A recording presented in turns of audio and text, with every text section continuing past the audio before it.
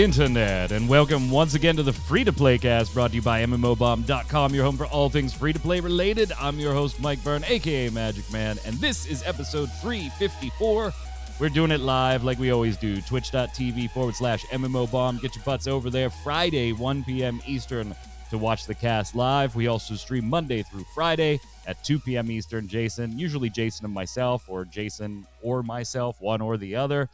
Some type of free-to-play game, so we'll be streaming that right after today's cast. Come hang out, follow, and have a good time. But we've got a lot of news today, a lot of new content, some new free-to-play games that are either out or on the horizon, some clarification from free-to-play games that maybe have been a little bit vague in some of the stuff they've said recently, and we'll cap it all off with a first-look review of Spellbreak. Joining me, as he always does, Mr. Jason Winter. How are you, sir?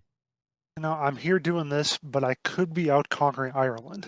You could. You're having quite the time with time. Crusader Kings 3, huh? Yes, I have. Yes. I see tweets on it every day. I'm just live tweeting the entire experience. Jason comes to other streams to talk about what he just did on his own stream. Dude, I do that in other people's streams too. I'm sorry. I'm sorry, man. Also, I'm going to about it right now. Hey, guys. Did you hear what I did in Crusader Kings also 3? On the line with a kitty wearing a cone, Ms. Quinlan Bowers. What's up, Q? The cone comes off in like 2 days, though. Thank God. It's been a mess. Not as bad as it was. That first day, she was just going completely apeshit. I thought she was going to hurt herself. I spent 9 hours trying to keep a cat from hurting herself, and then finally she crashed. And ever since then, she's been fairly mellow, but she's trying to bathe that thing, and the cone is between. It is the funniest shit to watch. Poor kitty. Poor kitty. Well, we got a lot of news, so I think we just get started with it. Let's slide over and get the news.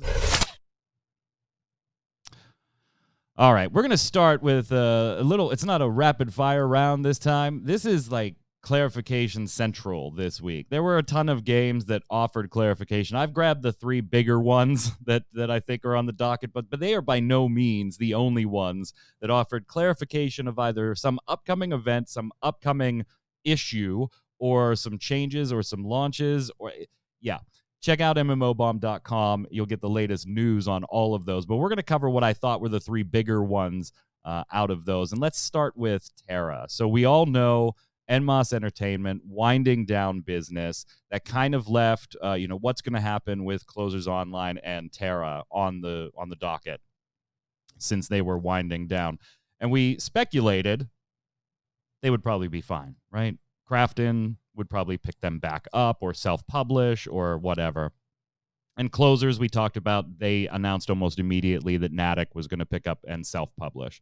But that left TERA out in the lurch, and we did talk to Krafton, and we did an episode of MMO Thoughts available on YouTube where we gave their comments and what they had to say, and it looked like everything was going to be fine. Well, it probably is, but here's some more details. However, these only relate to the console version of TERA. We don't have any real official word from Krafton on the PC version, but it is probably safe to assume that something similar or something kind of like this is going to happen with that too. And this is came from, and I'm going to butcher this, and I apologize. Sarah Monin, check him out, Twitter. Does a bunch of guides for TERA, has for a long time. I mean, you can go to the TERA site, go to the forums, and they're usually featured in there. Not just somebody posted. They're usually featured in there. So a source worthy of a little bit of credence when it comes to what's happening with TERA's console, particularly now because he apparently has some type of contract or relationship with the console devs, so is a bit on the inside, and was allowed to talk about this, but not about the PC. So if you play TERA on console, Jason, here's what's going to happen. You can expect in about 11 days here, 10 or 11 days, around September 13th, 14th, right in there, you can expect to get an email, a notification from TERA console saying, hey, you have to acknowledge that you're giving us permission to move your account to our servers being Krafton. They're bringing it internal to their own team, to the Krafton dev team. this was further validated by one of the console directors for TERA on their personal Twitter as well. Now, the transition is going to take about a month, and I'm not really sure why. Maybe it's just tech and, formality on their side. So from September 14th through the middle of October, you won't be able to buy anything from TERA's cash shop.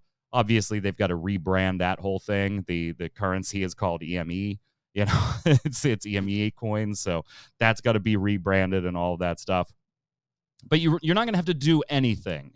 So I think that kind of polishes it up on the console. You're going to have a month where you can't buy anything, but after that, you should be fine. But you are going to have to acknowledge that you're giving them permission to take over your data because it's moving from technically one company to another. So all this kind of makes sense to me, Jason. It's exactly what we forecasted was going to happen. I don't think there's any surprises here, but it is nice to get clarification and validation, I guess.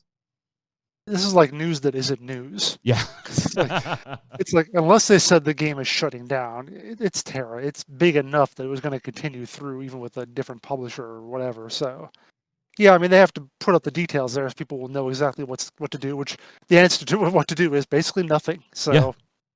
I mean, yeah, like I said, news that isn't news. So, Q, do you expect anything different on the PC front? Not really, although I did just have the terrifying thought of them suddenly announcing that it's either going to the Microsoft Store or Epic. But other than that, that's a possibility. Yeah, I didn't think about that. I mean, that doesn't really have a lot to do with publisher, but availability, that definitely changes things. And here's the thing, too. Sarmonen alluded to the fact that he does know what's going on with the PC version, but he wasn't allowed to divulge that part. So he's kind of just said, stay tuned. I gotta believe that it's going to be the same thing. There's really no reason for it to be something else. Well, yeah, there is a reason. Money. If Epic wants to throw a wad of cash at them or something. But this isn't Rocket League, so I really doubt that they would give it that kind of commitment. We'll have to see. So consoles, you're fine. You're fine. But make sure you acknowledge that email when you do get it. Otherwise, they're not going to be allowed to move your account here. Another game we've got a little clarification on for you is a game coming out later this month on the 28th of September. You'll get Genshin Impact on the PS4, iOS and Android devices, and the PC. We all knew that. It was nice that PS4 jumped in and was able to meet that same launch date. That was kind of a question mark initially, with an additional beta test for PS4, which I've already said I was very glad to see that they did that, and that it seemed like there was a possibility PS4 would be delayed. But the thing that is a little odd on this one, Q, is according to Genshin Impact's official Twitter, relating to PS4 crossplay progression and things like that, because this will have crossplay across all platforms, but cross progression, not so much. According to their tweet, as far as game data is concerned, those of travelers playing on PS4 will not be transferable to iOS, Android, or PC. However, regarding gameplay, travelers playing on PS4 will be able to invite travelers playing on other platforms to join their world in co-op mode, and vice versa, be invited to somebody's co-op mode. A little weird here, I think, that, yeah, you can play with everybody, but you know what? You logging in, Q, to your account on iOS, you're not going to be able to log into that same account on the PS4, but iOS, Android, and PC, they can jump and cross-progress all around the board. And I get it, Sony in the marketplace, and they want their cuts and stuff like that, but this just kind of feels stupid, doesn't it? Well, I was about to say, does it really feel that weird? Because Sony, PlayStation 4, I mean, we're kind of used to them doing stuff like this. As far as it feeling stupid, yeah, it always feels stupid. Like every time they do something like this related to the PlayStation, it feels stupid, but it's not really anything new. Yeah, just see like so much cross-play, cross-functionality, cross-progression opening up that I was actually surprised when I saw this part, Jason, because lately it's been all about as much cross-play and cross-progression as we can humanly do. Now, not every game gives you cross-progression, Fall Guys being a perfect example of a recent big title that you don't have a cross-progression there, but I can't remember how many like recent games, free to play or buy to play, have actually said some of us will have cross progression, but not all of us. That's kind of weird to me. I'm kind of with Q on this. It's stupid, but not unexpected, based on how Sony runs things. So, yeah, I mean, They want that cut. yeah, I don't think it's That's got to that be the unusual. reason, right? Oh, of course. They want the cut from the PlayStation Store because it's a gotcha game where they hope, you know, people are going to be buying pools and pools and pools and pools for weapons and characters and everything, and they don't want to share that money with potentially I've got to provide access to these items, but you bought them on the Epic Store, or you bought them from Steam, or you bought them from iOS, or whatever. I don't know. Dynam, thank you. Welcome. Yeah, it's recorded live, but it goes on YouTube every week as well, too. So if you miss us, you can watch it on YouTube, but welcome. Oh, Genshin. Or you just set your alarm clock earlier so you get up in time. There you go. Get out of bed. Lazy. And finally on this, games offering clarification, another big one. This one's already released, the one version of it. We do have Phantasy Star Online 2 available in the West here, working on episode 4. New content went in this week, new urgent quests, new chapters in the episode 4 story. Kind of left you on a cliffhanger, according to some people in chat that were watching me play. I've been avoiding the story in chat so that I didn't spoil anything for anybody because I already know what happens, having played on the Japanese servers. But we all know that New Genesis, PSO2 New Genesis, is coming next year. And that one's kind of been up in the air. And there was a few details we had on it. Now, here's where it gets a little muddled. Because originally they did bill this, Jason, as a separate game. That you could take your character from PSO2, put it in New Genesis and play, take your character from PSO2 New Genesis, put it in PSO2 and play. But they did advertise it as a separate game. And while contextually it is a very different game, you know, there's a lot of stuff that doesn't cross over. Mags and things like that aren't used for stats and whatnot. But there is some similarities. It's like a different game now, according to an FAQ that they put up this week. It's a different game inside the game. You're going to be able to go to like the elevator block that you use right now to transfer from one block to another, or go to the battle arena, or go to your alliance house or your personal quarters or anything like that. You're basically, their intent is that you would go to that and teleport to New Genesis. So it's a new game in a game. And I don't know. I don't know. That feels First, go ahead, Jason. First to clarify, Dynam said that they're on UK time, so clearly they should have left work early to come and watch this. Do the important stuff. So. But yeah, the more, and I read this FAQ, and it just made my head spin. I was like, and I just can't figure out, why didn't you just wait another year and put this out instead of the other thing with the Microsoft Store and all the issues there, and then the Steam launch and whatever, and just, why didn't you just do that instead of do that for 3 months or whatever, and then announce this thing and just confuse people even more? So you're saying they should just, you know, it had been 8 years before they brought PSO2 to the West. They just make it 9 and not bring it? Or not bring make it 9, and if they were going to do this like melding of games, just bring it all over at once? Well, don't even bring out what's currently there. This is the launch, New Genesis. This is the only thing they should have launched, and not the other thing that had all its issues. And now we're going to have more issues, people being confused about what this, that, or the other thing is. I just think it's, it is a little weird, but I wouldn't have any problem with it at all if the initial announcement wasn't like ultra clear on this is a different game. Well, because that's why, because it's going to be unclear. That's why you don't do this. You're exactly right. The way they answered the question, Q, on the FAQ was, how does the system allow you to move between the worlds of PSO2 and PSO2 New Genesis using the same account? And I don't know how others thought about it, but the way I read that was it'll probably be in the launcher, right? Kind of like Path of Exile is doing with Path of Exile 2, where you'll go to the launcher and you'll pick which one of those two you want to play. No. What the answer was, the worlds of PSO2 and PSO2 New Genesis will coexist in a single game. After logging into the game, we plan to have a feature similar to the current PSO2 block movement feature, which allows players to move between each world. So I think that's very different from, hey, this is a new game, Q. Technically it is, but it's still inside the existing game.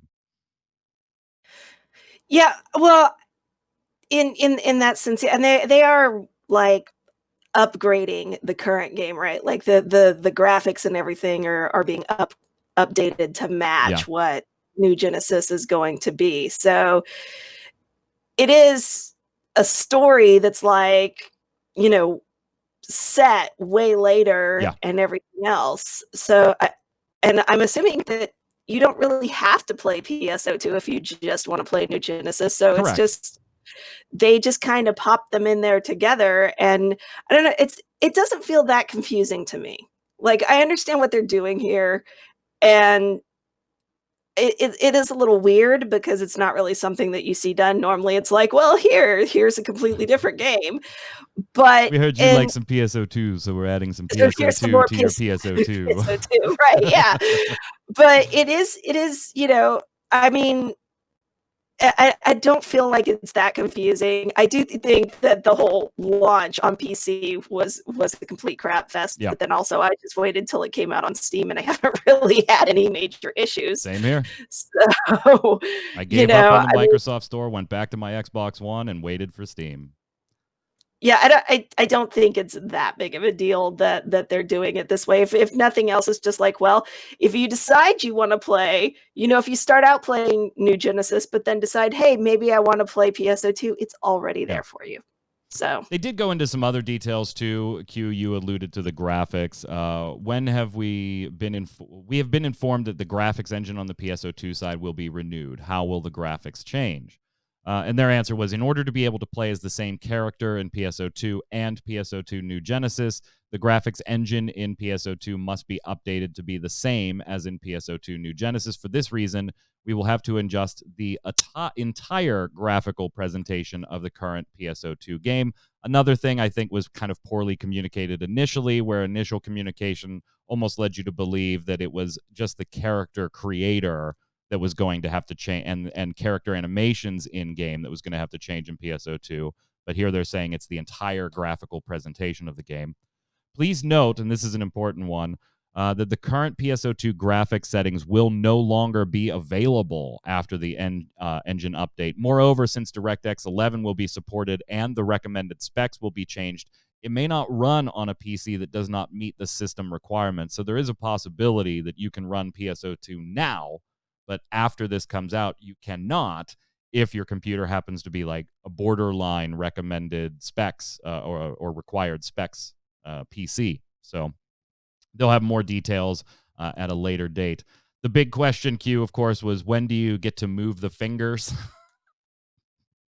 Apparently that was like the most important question ever. Instead of having your little hand mitts. Yep.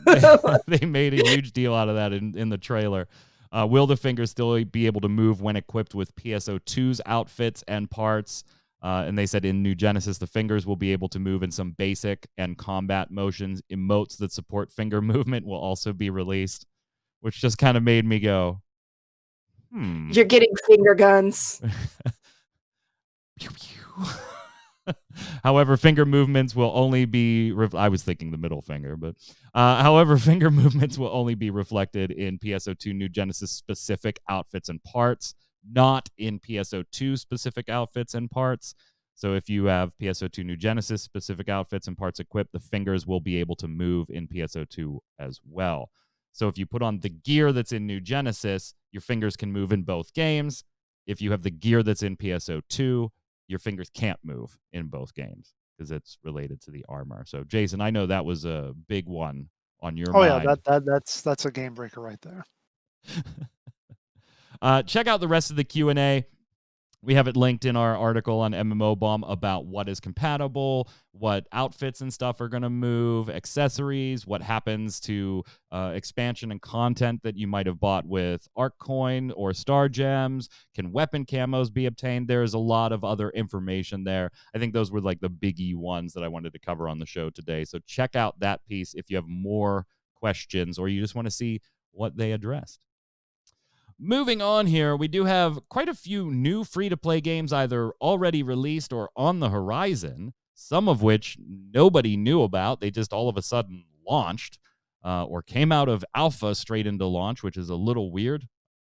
Say what you will. You might not agree with what Derek Smart says all the time, but I do think going from alpha to launch is a little weird, but that's what happened with one of these. So let's get to it. As far as the big content piece for something that already exists, Jason, you got a hands-on preview with Path of Exile's Heists. That's their new league thing coming out, right?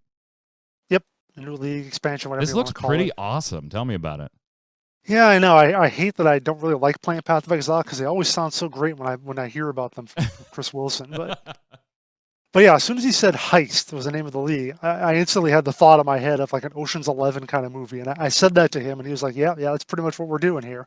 Assemble your crew of crack specialists to canvas the safe house, and then bring them in, and you have to set off. You have to not set off. That's bad. You want to disarm traps and alarms and so forth, or you could just rampage your way through setting off all the stuff and whatever. That's an option too. And the thing that they have when you go through these when you go through the heists, they have an alert level, and when that gets too high, all the guards get alerted, and you'll be mobbed, to be swarmed over by guards and so forth. And that's one way to progress if you don't care about being stealthy or whatever. If you want to be more combat focused, and depending on what rogues you bring to the heist itself. So you go in, you get the loot, get a big loot at the end. That sets off all the alarms. Then you have to run your way out of there and try to get escape with all the loot you've gathered up during the time. See, and that is one thing I didn't like. Like, it was all intriguing to me. But that one thing I didn't like, I was like, well, wait a minute. Like, in a true heist, you would grab El Big Loot, and then part of your heist plan would be then getting away with that loot. Where this seemed like you grab the big loot, and then that's the end of the heist. It becomes Path of Exile, battle your way out at that point. Well, battle or run your way out. And he talked about having escape routes, which I think it might be separate from like how you got in. I think maybe there are different spots you can go to try and get out.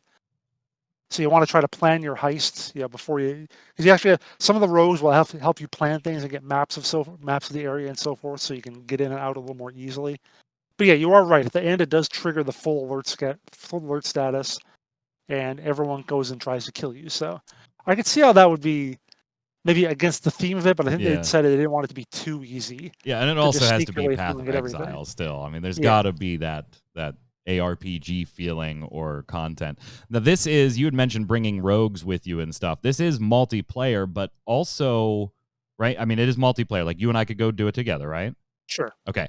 But you could also do this yourself with kind of really the first almost full AI companions in the game. They've done like little companion stuff in the past, but this is like full-blown, Final Fantasy XIV trust system you're running with AI-controlled counterparts. Yeah. It's almost a little more like Guild Wars 2 with our old system of like henchmen and heroes, or Guild Wars 1, I should say, with their system of henchmen and heroes. They all have their different jobs. You can give them different equipment and so forth. You can upgrade their skills, make the lockpick guy pick locks faster, I guess, or whatever, stuff like that. So they do have some customizability and some, more character than just like a pet that you summon or whatever. So yeah, it's something they're experimenting with here. And Chris Wilson said that if this works out, maybe it's something we could add to Path of Exile too. So, but for now, this is how they do a lot of their stuff. Is they do a new and wacky kind of mechanic. They just stuff it in the league. So if it doesn't work, they can just dip to the league after 3 months and never speak of it again. But if it does work, they can bring it into a larger part of the game. Very clear way though to say it's not coming to Path of Exile 1. They're like, if it works, sure. It's something we might put in PoE too.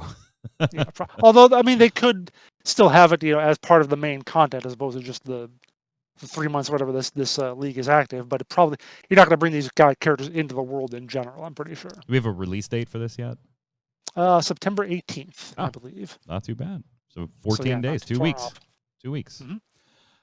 Then it'll be releasing on both the PC and the Mac, because that's the thing they're going to do. They're going to have Mac. That's right.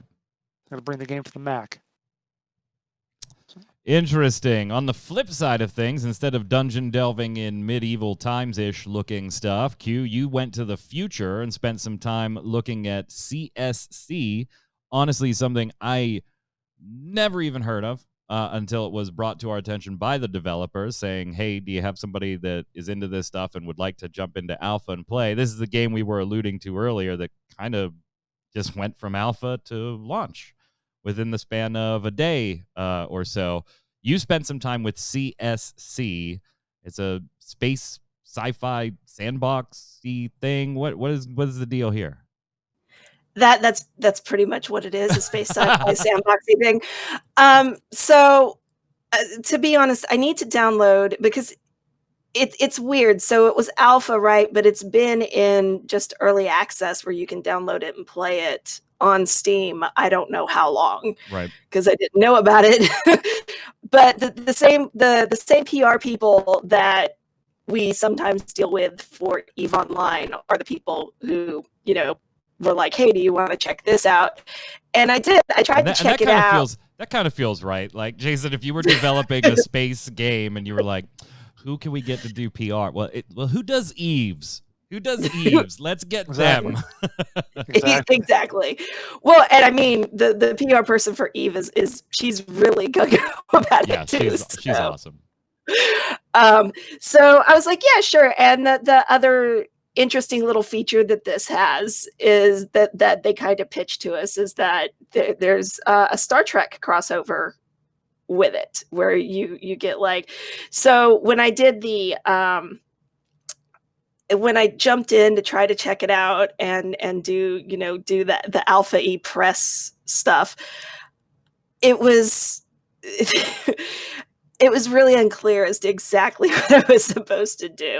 And I know the people who have played EVE Online, right? Like, you kind of need a little bit of a tutorial. You at least need a little bit of something if you've never done it before. And this is kind of like that. It's got completely different systems. So I basically kind of just spent time like trying to figure out how to even direct my ship in the right direction. And just like watching a little ticker as I moved this point.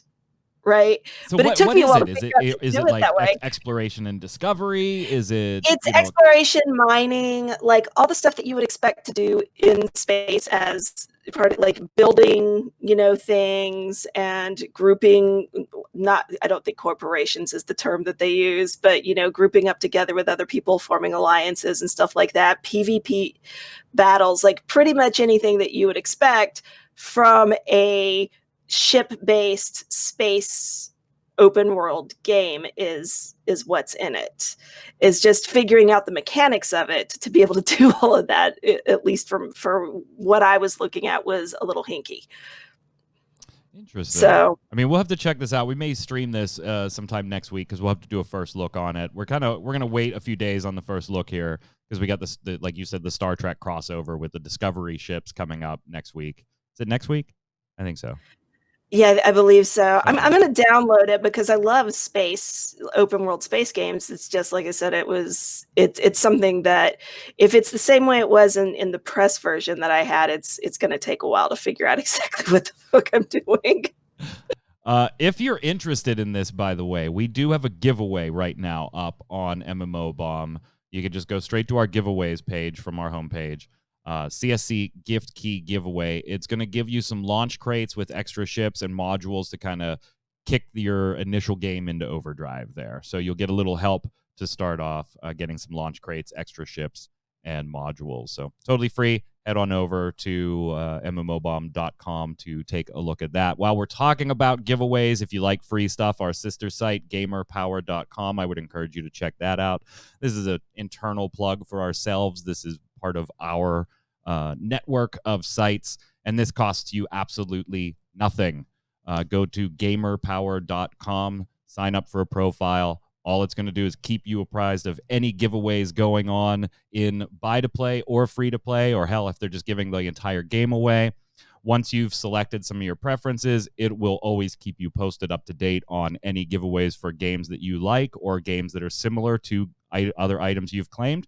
And it'll even track how much you've never spent by claiming each of these things. So come on over to gamerpower.com. It is there is no option for you to pay or anything. It is 100% free. There is no premiums or anything like that. So check it out. We hope you enjoy it. Finishing up before we leave the topic of new games and large content, and I know some of you are probably waiting. I know Dynam had already put it in chat asking if we're going to talk about Spellbreak. We are, but that's going to be a little separate here. You'll see why in a second. But as far as talking about new games and new content, we got a new shooter, Diabotical. And I'm just going to put it right out there right now. Epic Game Store. Okay, now that all of you that are angry about that have thrown your table and are sick of the Epic Game Store, yes, it is an Epic Game Store. Yeah, chat booing. It is an Epic Game Store exclusive. This is another shooter with robots. I again never heard of it until the day it launched. Jason, had you ever heard of this until yesterday? Nope. No, he just shakes his head. No. I said nope. Oh, Nope, I didn't nope. hear. I'm like, it's an audio podcast, Jason. Just hang on. Features more than 15 modes, 30 maps. They do boast 1v1 or 2v2 arena modes, a wipeout mode, MacGuffin, and the 5v5 Weibo Instagib, which requires players to take out opponents with a crossbow or melee attack in one hit.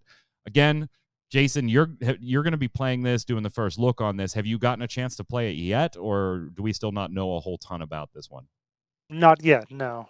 Just looking at the video, though, I'm a little concerned. It seems very fast moving, which I feel like I was going to be very fast moving with little tiny bots to shoot at. So I feel like I'm going to be not great at it, but this we'll is see how free it to goes. play. Yeah, otherwise we wouldn't be talking about it. This is free to Yeah. play. It's even free to play now. It's not like early access, $20 to get in. Yeah, like it's Fortnite just was for so launched. long. Like we didn't hear we didn't hear anything about this one. It was just Q. yeet it out into the wild. Yeah, it was Like, as the kids say only these days. reason we know about it is I went to the Epic store yesterday Right. to get the information on the Thursday freebie. Yeah. And it was Q just writes up the sitting Thursday there. freebies every week. Lets everybody know what's free. There's always a news piece on Thursday. And she was just like, "Hey, has anybody seen this?" Like, what the hell is this? I don't know. It just came out today. It's not part of their freebie stuff. It's just it's a free to play thing. We're like, wow, okay, well, let's get some game pages spun up for this son of a bitch. But yeah, Son of a bot. son of a bot. Jason will be checking There it you go. out. Maybe Jason, if you want to stream a day this week, you can. Yeah, if I can. Take a If look I at it can. then. But yeah, let's check it out. And you guys check it out too. Free to play, Epic Game Store exclusive. Now, before we slide over and do the weekly bombs, we are going to finish off here with a first look review. Yesterday, I posted the first look for Spellbreak from Proletariat Inc. This is the kind of magic-themed battle royale. This has been in development for quite some time. There were, founders packs and supporters packs and things like that. It was going to be a little bit of a different game, I think, initially, but kind of spun into what it is now. This just released yesterday, and that's on the PlayStation 4, Xbox One, Nintendo Switch, and PC. And not only does the game allow for cross-play, but also cross-progression. Go figure. PlayStation was fine with it on this one. It's because there's no gacha mechanics. Yeah, probably. They don't see a whole lot of earning potential. If you did play in the beta, by the way, there is a little bit of a bad news piece to this launch. So to make things equal for everybody, the database was wiped. And I don't think anybody's surprised by that, but it's a little different than just a general reset here. Everybody, new and old, will have to create a new account in order to play. So if you really like some old ID you had or something, you're going to have to, get on that as soon as possible. This wasn't just a character wipe. This was a database wipe. So little caveat on that. I played that Spellbreak on our stream yesterday. We had like 5 matches on stream. Then I went offline and immediately started putting together the first look video, which went up last night. So I will give my opinions at the end here since I've had some hands-on time with it. I'm probably going to stream it right after this. Either that or PSO2. I haven't decided yet, and I guess I'm running out of time, so I should make that decision pretty quick. Jason, you have often wanted a sorcery, medieval battle royale, and the ones we've come across so far just really have missed the mark. To be brutally honest, they've kind of missed the mark for both me and you. Now, this one doesn't have the sword and board type stuff, so it's not exactly what you were looking for. This is fast-paced, magic-based combat, spells, fireballs, that type of thing. Any interest? Like, does it make you want to take a look at it at all? Not really, because I want something. What I want is something a little more slow moving and more, like you said, sword and board or anything like that. But this looks like, to me, this looks like a somewhat slower, magic-based hyperscape. That's kind of how I look at it. 'Cause I could you're see hopping that. through the air I all the could see time. that. You're shooting your little fireballs around and everything. It's got the cool thing with the combos with the different kind of stuff you can put down the firewalls and whatever and Yeah. so forth. But yeah, it seems to me like closer to a game like Hyperscape than other than like say Fortnite or something like that. Or certainly Dynam, PUBG. you were in alpha, so the wipe sucked. Oh, I'm so sorry. Oh, And for those of you that have followed during this cast, thank you so much. It means the world to us. What is that? Nagarjuna, and thank you so much. Appreciate it. And Nero, much love. but yeah, I mean, watching you play, it looks kind of fun. It's something I might check out at some point, but it's not like super high on my radar. And it looks like a pretty good game, and I'm sure there are people who really dig it and so forth. But I'm just not sure it's going to be something for me. Q, your thoughts? Well, I mean, it is a battle royale, so the chances of me playing it are pretty slim anyway. But I mean, it was fun to watch, and I remember you saying something about people complaining about it, the style being too Fortnite-y, the art style or whatever. And I think from a viewer perspective, those kind of art styles just make the game easier to watch, as opposed to brown games, Yeah. like where everything is literally a shade of brown. Yeah, and I likened it more to Breath of the Wild or a Genshin Impact, bordering on cell shade. I mean, there's a little bit of cell shading on the character itself, but bordering on cell shade art style. And yeah, I guess somebody in chat yesterday had said this looks a little too much like Fortnite for me. And while I would personally disagree, I could see where they were coming from. It is cartoony with a more muted color palette than Fortnite. So I didn't make that comparison. I was looking like, well, this kind of looks like Breath of the Wild, or this kind of looks like Genshin Impact. That's kind of where I went with the art style there. So here's the thing. I have never won a battle royale in my life. Okay, coming second an awful lot of times. Coming third, awful lot of times. Coming last, awful lot of times.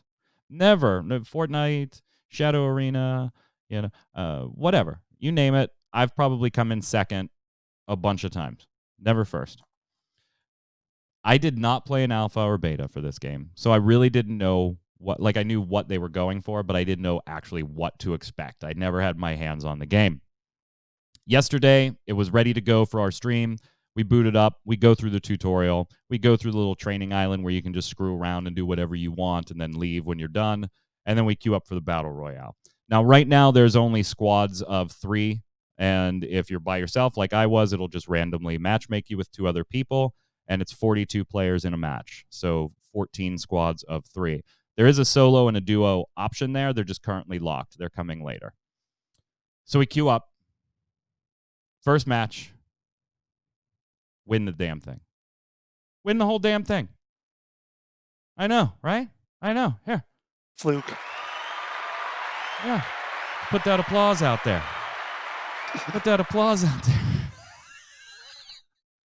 there. Win the whole damn thing. Look at the stats. MVP. 4 kills, 2 assists. I was like, beginner's luck. Second game, get wrecked. Get out, and I called it. Get absolutely wrecked. Not my fault. Got stuck in a little glitch. Never got stuck in a little mountainly hole there and got stuck in fire. And I could tell that it wasn't my fault. I was like, I can't move. Because the people that were trying to, like, when you die, you become an orb and somebody has to come and break you to fully exile you, or a teammate can come and res you. I died next to another person. They broke that orb. They could not target and break my orb. So I'm like, clearly I'm in an area where I'm not supposed to be. But okay, fine, I get wrecked. Game 3, I think we come in like second or third. Game 4, win it. Again, clutch, MVP. I highlighted the last 3 minutes on our Twitch page, threw that on there. Clutch moves by Mike. I'm like, damn it. I wish I could have recorded these for the first look. I wish, because I can't use the footage because it has the stream overlay and all that stuff on it. Like, shit. All right, whatever. Shut it all down. Go to do the first look. First match into the first look. Win the damn thing. I am 3 of 6 in a battle royale. I can never play Spellbreak again. I can never play it again. I'm 3 and 6. How many teams are there? 2? Right? No, there's 14. 14 teams of 3. Yes, but by the time you actually interacted with another team, Yeah, the there last were match. 2. Well, that's a valid battle royale tactic. Hide, well, hide, not only and hope that, we everyone weren't else even dies. our squad in the first look wasn't like purposely hiding either. We were just going all over the place, gearing up and moving in, you know. But so we weren't actively hiding. But yeah, I mean that's the nature of battle royale. Sometimes you're going to spawn and get, you know, choke slammed immediately by somebody that spawned next to you, and sometimes you're not going to see anybody until it's one-on-one at the end, and whether it's intentional or not, it happens. So it happened, but the battle at the end was an exciting battle at the end. I'll give it that much. Between a few different squads, walked away, best stats on the team again, baby. So I was like, then of course, Jason, from a PR standpoint, this is when they send me the survey. After I win the second match is when the screen pops up and it says, "How are you liking the game?" And I'm like, man, this is awesome. Best game ever. You know, no. So we chatted about that. Honestly, I really enjoy it so far. Now, it is a little rough around the edges in some areas, particularly the menus and the user interfaces. You can't see what the quests actually give you as rewards. You kind of just have to watch and see what happens when you complete one. You can't see when you level up your overall mage profile or your individual classes profile, of which there are 6. You can't see what those rewards are. Like, it'll say gold, but it doesn't say, hey, we're giving you 50 gold. And you have to go in like 2 menus to even see that. So there's some quality of life things that they can do, particularly on the menu system. They're going to add chapters, which is going to be like a questy, lore-driven experience. That's not in there yet, but will be in the game. So it's just a battle royale right now, but they are going to be doing other things with it in the future. I honestly had fun. It is chaotic, though. It can degrade into just sheer chaos, because there is friendly fire. You know, if you drop a firewall on yourself, you will burn from your own firewall. If you're not paying attention and like your teammate is running after somebody, Jason, and you start gunning fireballs in there, you may just totally nuke the path that your teammate's about to take. That's kind of bad. The way these spells interact with each other is very, very interesting in some cases, like getting a poison or toxic gauntlet and throwing a poison ball and then blasting it with a fireball to get an additional blow-up effect, or using fire, ice, and lightning in creative ways. So not only can you create interesting combinations in your own character by, you know, being a pyromancer with a fire gauntlet and then using a toxic gauntlet on the other hand, but then your spells can also react with, you know, your teammates and stuff. It's very interesting. I'm enjoying it. I'm probably going to stream that today, and I'll go so we'll bring my stats back down to earth. But definitely one I would play a little more, and that is something that I think the only other battle royale I've been able to say that even remotely recently about, Jason, has been the Cycle. Well, we'll see how long I keep this one installed. Yeah, yeah. For me, overall, I'd say, I mean, unless you are incredibly adverse to the Epic Game Store or battle royales in general, like if you hate both of those things, then this one's not for you. But if you're like me and you're like, I'll check it out, I'm just not really good at battle royales most of the time, I think you'll be pleasantly surprised. I don't know if it'll stay on your computer for a long time, but I'm going to give it a thumbs up. It's definitely worth a checkout. Unless you just hate the Epic Game Store or you hate battle royales. I think it's at least worth your time to download and take a look at it. Jason, what do you got? I don't think I'll be playing it a whole lot, but it definitely looks good. I've been hearing about it for a while, and I've seen a lot of people say nice things about it. So I agree. It's something that you should get into if you think you're going to be into it. Q? And like I said, it's battle royale, so I probably wouldn't play it. But I'll sit and watch. I'll watch you play it. There you go. So Q's a thumbs up for watching. All right. That being said, let's slide over and do the weekly bombs. Jason, you're up, sir. Well, obviously, I'm going to give it the bomb to Crusader Kings 3 because it's awesome, and I haven't gotten into anything really crazy. I'm not like, you know, eventually. Haven't murdered my parents, you know, so. Don't Well, worry, that's someday good. though. That's good. But it's also like kicking ass too. Like I'm surprised at the numbers for it because Crusader Kings 2, it had a really huge peak like that day when they gave it away for free back Yeah. in like about 2.5 years ago when I first got it. Apart from that, its top player count was about 20,000.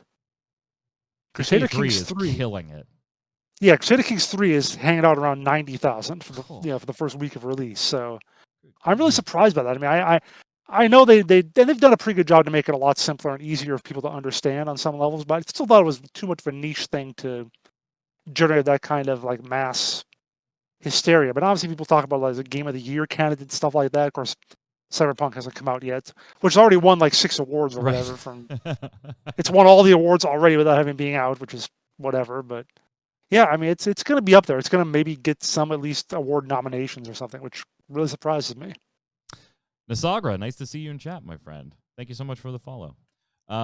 Before you go, Q, Ninja Panda did redeem some points to highlight a message, so we'll give Ninja Panda's bomb. Giving a dub bomb to Mike for his first victory on Spellbreaker, since he always gets second or third on Fortnite when he used to play it, since he's normally not very good with shooters and all the deaths are for science. Every single death I ever have is for science. It's always done intentionally to test game mechanics. You all know that. You all have watched streams long enough to know that. Mm-hmm. Go ahead, Q.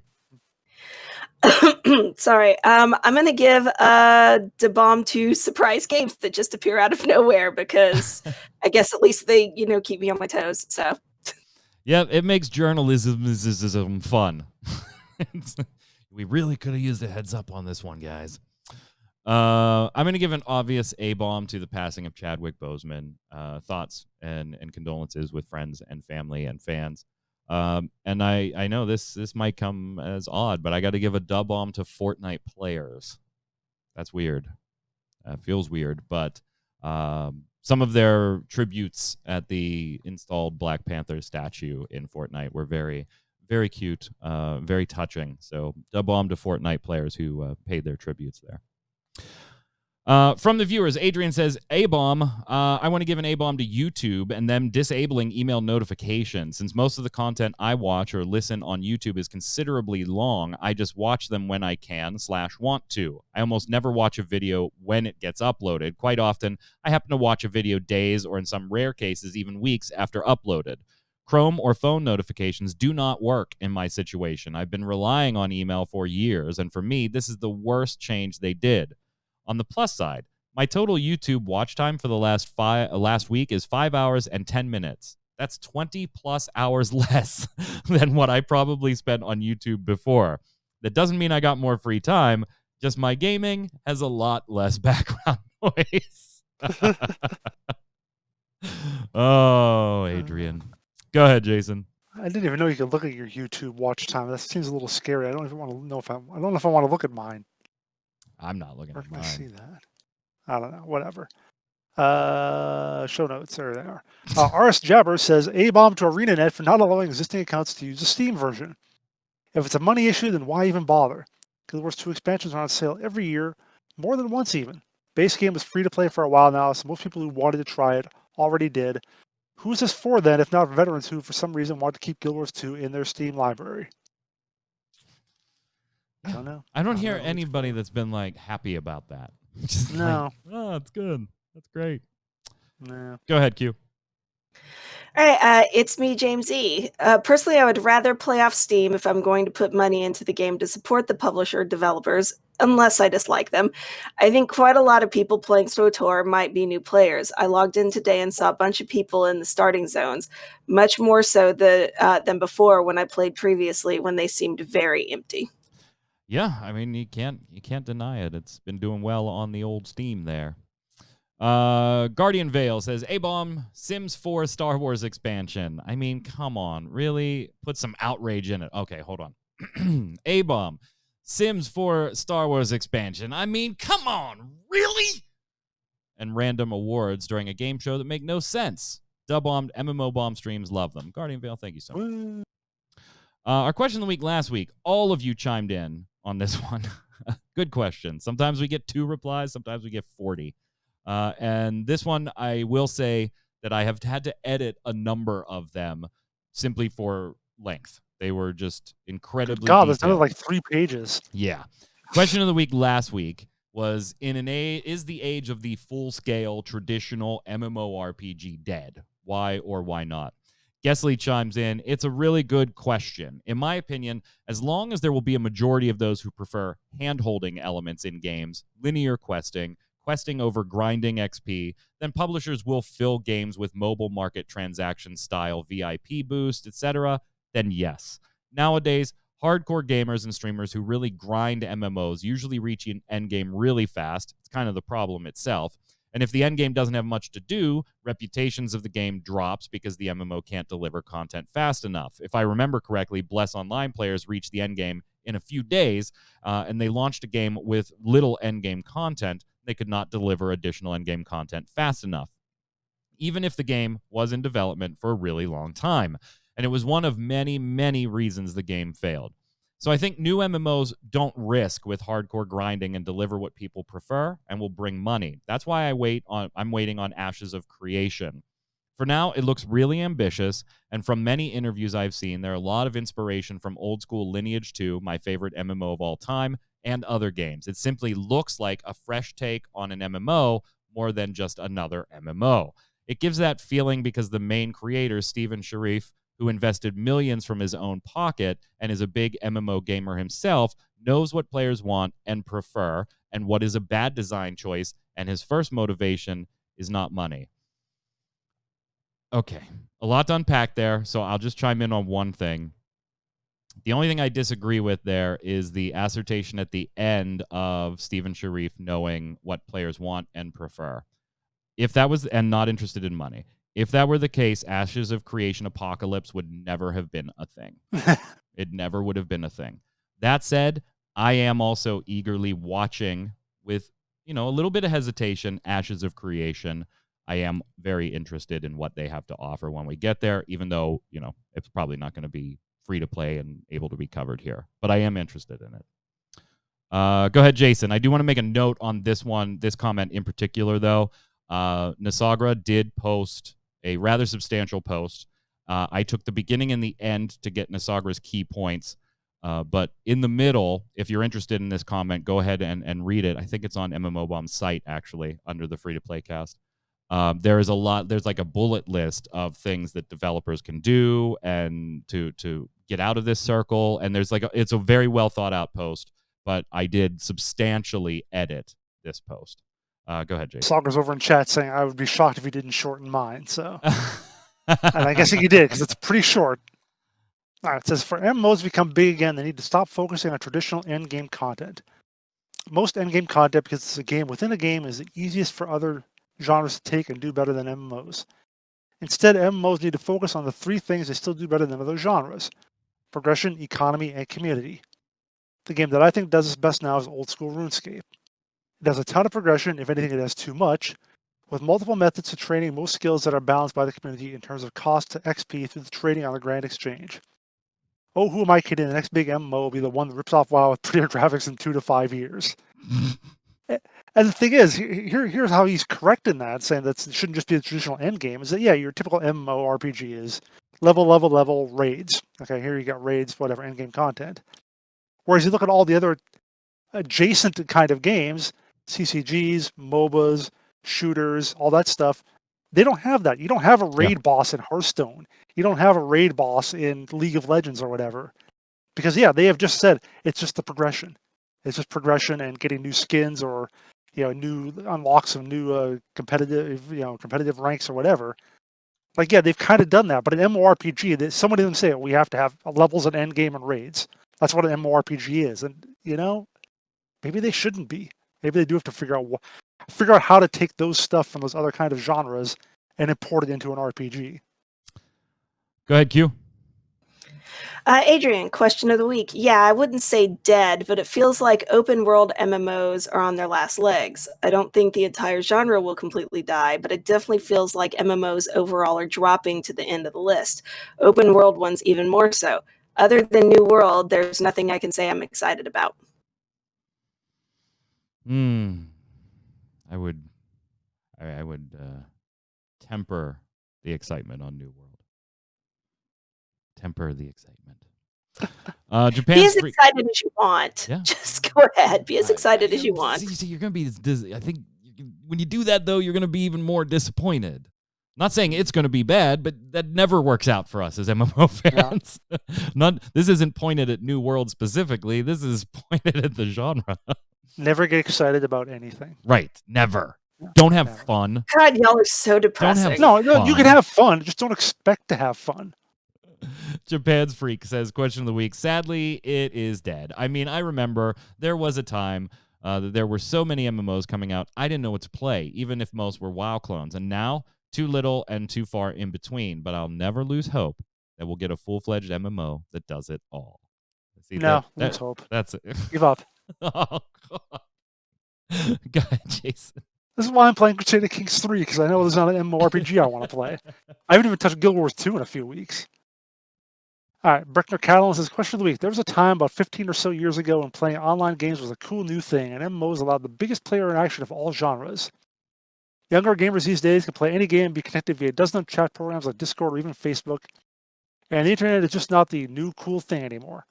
Couple that with the rise of Steam and the sudden access to literally thousands of games of any genre, and the increase of free-to-play games, and especially mobile games, and there's just not that many people left that are interested in exclusively playing MMOs. Yeah, that also hits the nail on the head. Like, well, even, the Breckner Catalan says, I remember back when there were so many MMOs, but on the other hand, you could also say back then there weren't that many on some level. Right? In 2005, you had WoW and EverQuest and Galaxies and a dozen or so others.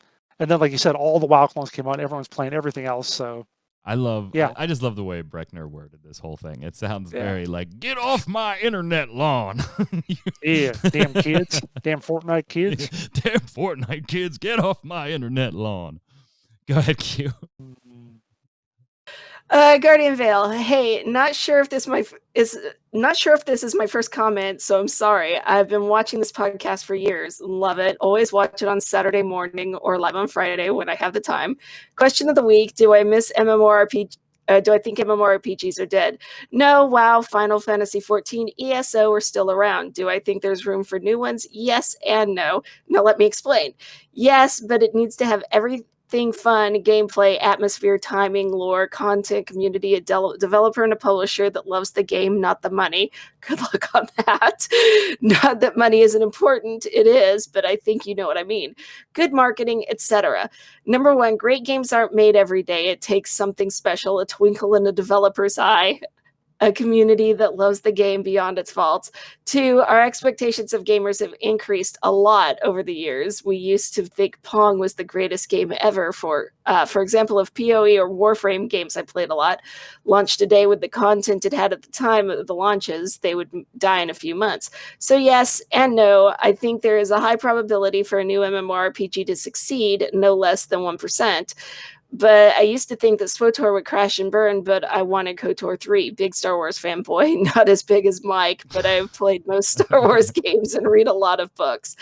I wasn't big into MMORPGs at the time, dabbled a little, but from the first time I light a lightsaber in that game, it had me hook, line, and sinker. They still need a Star Wars game focused around Heir to the Empire. Grand Admiral Focused Thrawn. around what? Sorry? Heir of the Empire. Oh, Thrawn. Yeah, okay. Thrawn's a fantastic bad guy. Kitsuhura says, question of the week. I don't think any style/genre of game will ever fully go away. There will always be people who find each type to their liking at that time. But on the other hand, it's like many of us have grown away from certain types like MMOs. There will always be younger people to fill that gap. Over time, tastes change per individual, but there will always be people all over the globe whose tastes may change in the opposite way as well. That's a fairly altruistic view of everything there. Yeah, but the problem is those younger people filling the gap are all playing Fortnite now. Get off my internet lawn.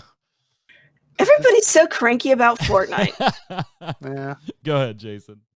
Sujet says, question of the week. People thought the age of MMOs was over before Final Fantasy XIV came out, and it certainly held its own. Do you remember when Final Fantasy XIV actually came out? It did not hold its own. Oh, and then it came out again, and it held its own. Just wait, talking about a realm. Yeah, I know, but still, Sigh. I don't think any of these unannounced MMOs are going to make it in the long term, though. Yeah. I mean, they'll scuttle around, maybe with your 5,000 players regular or whatever, but nothing's going to be like WoW level, or even 14 level. Hell, WoW isn't WoW's level anymore. Sure. Question of the week this week. I did a review on MMO Thoughts this week. Went up yesterday. Check it out on YouTube for the Razer Naga Pro mouse. And I want to know about your favorite gaming peripheral. Now, to be clear, though, it doesn't have to be a mouse. It doesn't even have to be something you use anymore.